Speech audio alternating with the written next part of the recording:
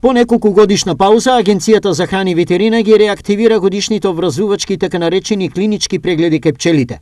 Информира денеска ветеринарот Даниела Стојанова. Зошто е неопходна оваа активност?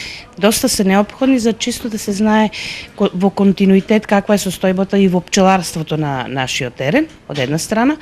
Од друга страна има болести кои треба да се превенираат на време, затоа што, например, америчката гнилеш представува болест која се шири и која прави огромни штети во пчеларството и така да и ово е погодно време за вршење на клиничкиот преглед. Кој е апелот до пчеларите за поефикасно спроведување на овие клинички прегледи? Да се јават во ветеринарна станица, да закажат одењето на терен и спроведувањето на клиничкиот преглед, значи ќе има тој треба да се спроведува најкасно до 15 октомври ни е дадена и ќе бидат внесени во системот, што значи дека тој има нивна законска обврска. Што содржи клиничкиот преглед? Значи прегледот е на саќето и на семејството.